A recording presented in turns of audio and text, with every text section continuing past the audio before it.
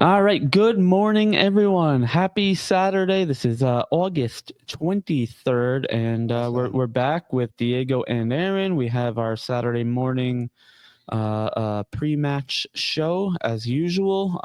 Just a quick update. Tottenham is leading at Man City right now 2-0 in the 63rd minute.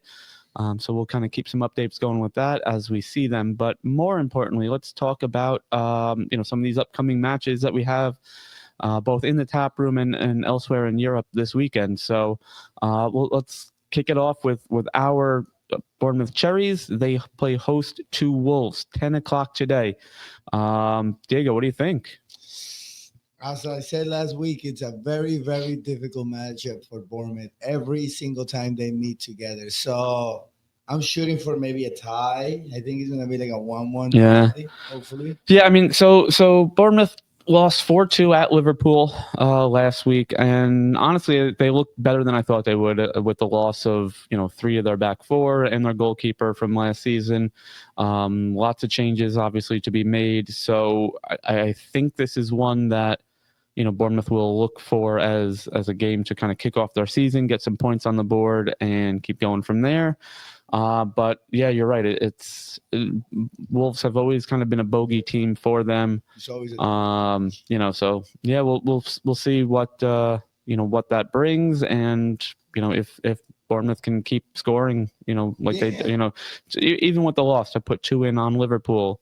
Was a good sign for the season for them. So absolutely, and we can always count on the fans to be mean to Semenyo one more time. Oh, jeez! It's a home match. You don't want that. Yeah, there's always somebody, man. There's somebody who's gonna sneak into Vitality and be like, "Hey." I did read that he, I believe, is banned from all stadiums now in England. Mm-hmm. The fan, the man in the wheelchair. Yeah, so. Good riddance. Good for Liverpool and for Merseyside Police and for the Premier League for stepping up and making a punishment that actually will hopefully deter other people from wanting to be idiots. So elsewhere. We have Arsenal hosting Leeds United later today. So let's go to our resident Arsenal fan here, Aaron. What do you think for newly promoted Leeds? I mean, Leeds did a good showing in the last game, but I think Arsenal's going to want to get a good foot in the door at home.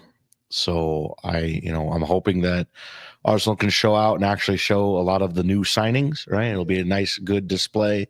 Hopefully, Leeds is still getting what do they do? They call it the newcomer. Fog essentially. Yep.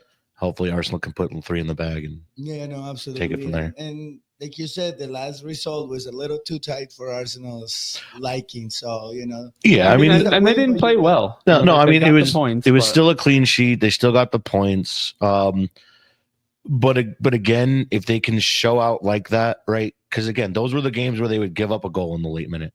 Yep. Everybody's attacking. Their defense crumbles and. It becomes 1-1, and instead of 3 points, they get 1 point. And then you saw it 13 times last season. So I'm hoping that at least the trend will keep, even if it is a tight game, a 1-0, still a win. Turn those ties into victories. Yep. Absolutely. Yeah. You're right. All right.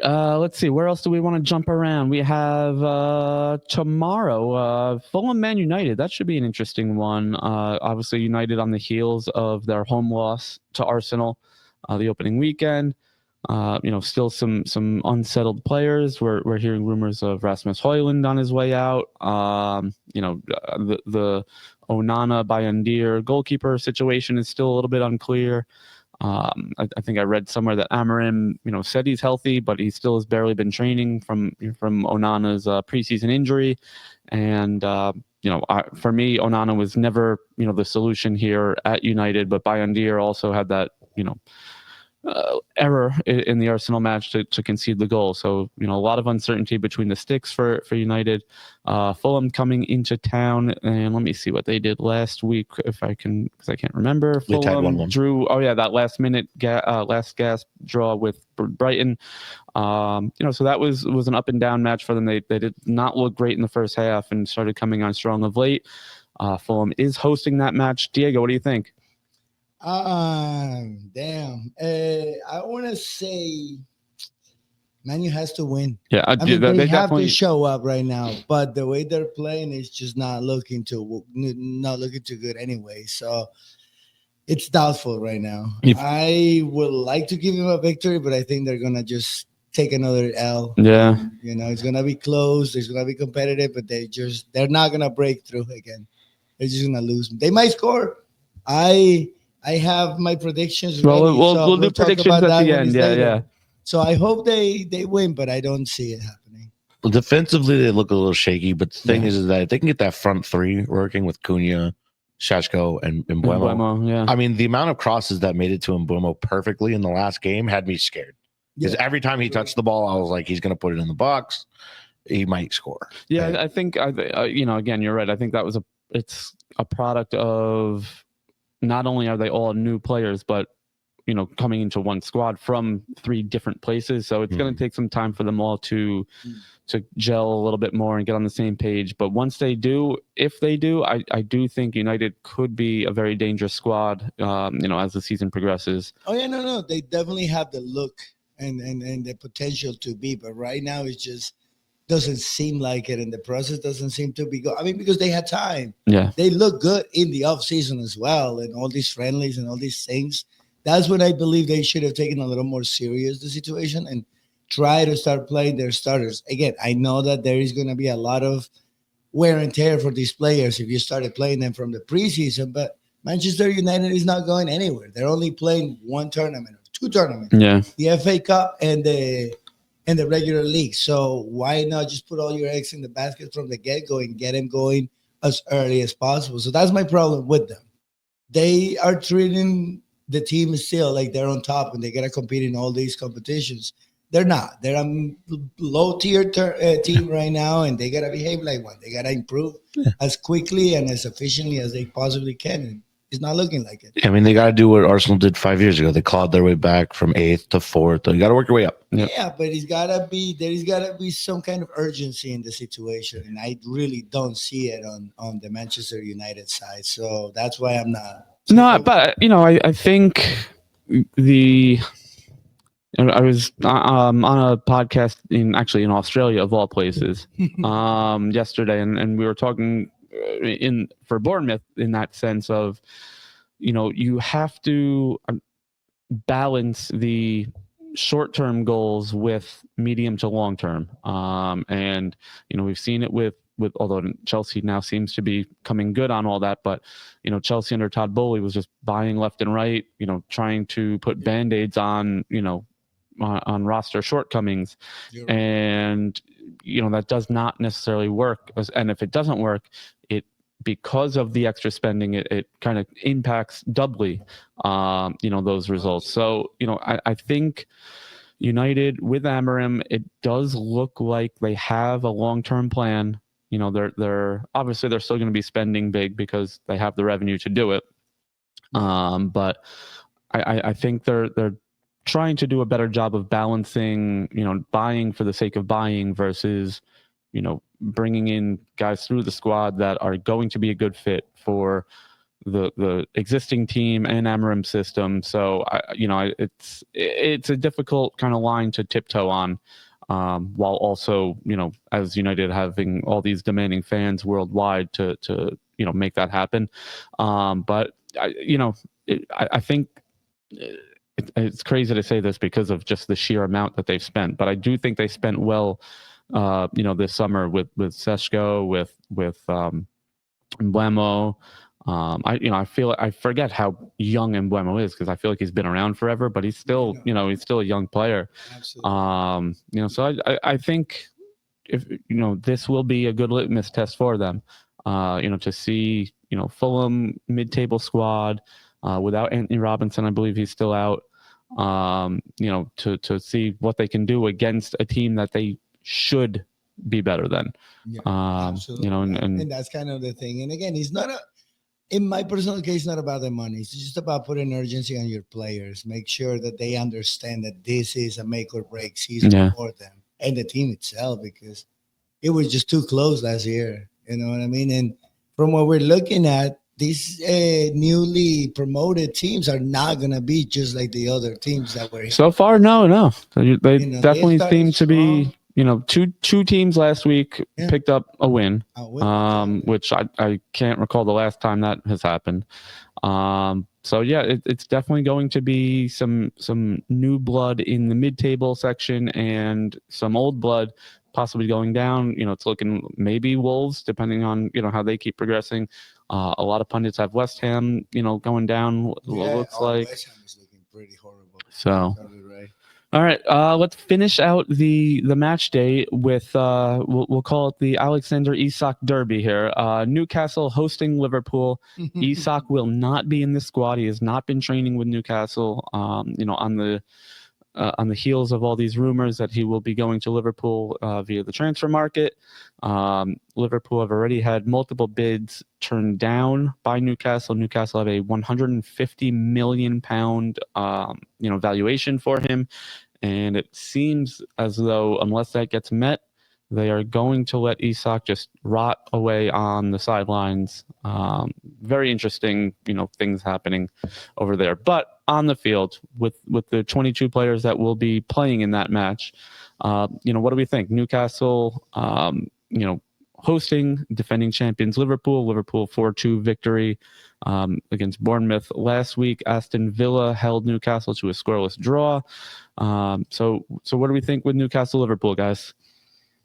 I want to say Liverpool. I'm actually not even want to say. I'm pretty sure it's gonna be Liverpool. You know what I mean? They are in good form, and the Newcastle game, I watched the highlights. I didn't watch the game, but I watched the highlights, and there was a lot of like you said, the jitters of the beginning of the season, not wanting to lose the season in the first couple of matches, and that is kind of hindering them. They're too overcautious. Yeah, and there's obviously Isak separate, but the rest of the squad, I'm sure has a lot of uncertainty with. You're missing your best player, your goal scorer. Yeah. Nobody knows what's going on. I mean, I'm sure they have a little bit more insight than you and I, than we do. But it's got to be weird at training to have your best player healthy but not playing. Yeah. And you know what is funny? Like you said that they might know more than us. I actually don't think so. Yeah. I think when it comes to teams like that, players are the last people to find out about anything. So being in that limbo, like you said, is going to really affect them mentally. Yeah, I think another big thing too is that you kind of saw this with Newcastle over the last several seasons, because a lot of teams have approached them for that player. Yeah. Arsenal approached them twice, and they always put this big number on him. It wasn't 150 2 seasons ago, I can tell you that. Yeah, but it was still enough to dissuade teams. Yeah. But now I think the player's just tired of it. It's been 3 seasons of, is he leaving? Is he not? Right. Is he leaving? Is he not? And the player's like, listen, if I'm going to leave, I'm going to leave. Yeah. And now Newcastle's like, no, you're not. So at this point, if you're not going to let him leave, then you got 3 more seasons with him. Yeah. Let him play. Give him a chance. Exactly. It was funny, like we were talking about earlier. It's like in American football, since we're in this country, it's like the Dallas Cowboys owner. Mm-hmm. It's like that. He is one of the most difficult owners to negotiate with, and that's his tactic all the time. If a player wants out, he's like, no, I'm not going to let you go, but I'm actually not going to let you play either. You do see it a lot less. It never works with anybody. Yeah, you do see it a lot less in soccer, but at least with the NFL, you see it. There's been multiple cases where a player will come out and they'll be like, I don't want to play here anymore. I'm done. And they'll do it vocally, whether it's on social media or an interview or whatever. And then 3 weeks later, they sat down with the team, and all of a sudden they're like, I can't wait to play here. This is great. I got Thanks for the money. Extra reasons for me to change my mind exactly. Yeah. All right, so let's we've covered our Premier League schedule here. Let's jump into our predictions for the weekend. Just a quick overrun. Aaron, after 1 week, is leading with 8 points. Dave, I've just called my. Listen, we talked about in third person. Saturday mornings have been a struggle for me the last couple of weeks. So Diego and I are both tied on 5 points. And just a quick rundown of how this works. You pick. We have 3 matches that we agreed on. You pick the winner, or you pick the result rather. So home win, away win, draw. You pick this. That'll get you 1 point. You pick the score. That'll get you an exact score. Will get you 2 more points, and you pick a goal scorer. That will get you another 2 points. So a possible 15 points per weekend on the 3 matches, 5, 5, and 5.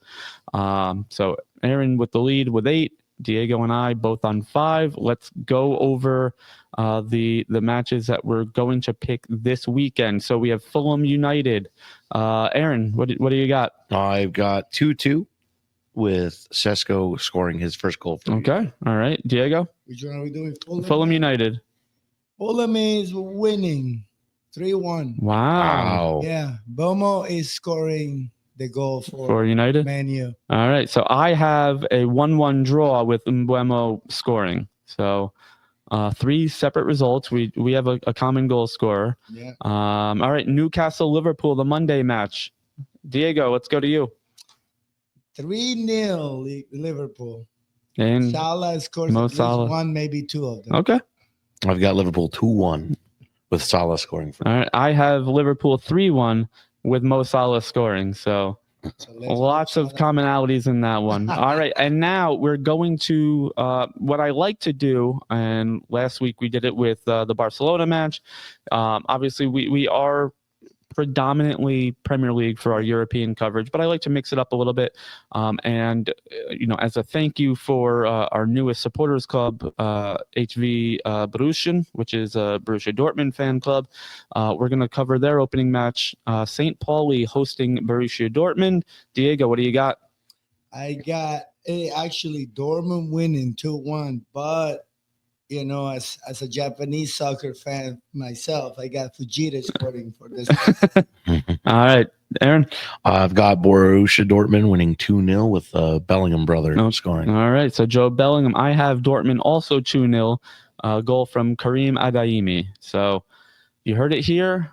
We'll throw it into our Google sheet for posterity. And again, whoever is watching, if it's not too late, give us your predictions as well. Throw it in Discord, throw it on Instagram, and comment it on it on the YouTube channel.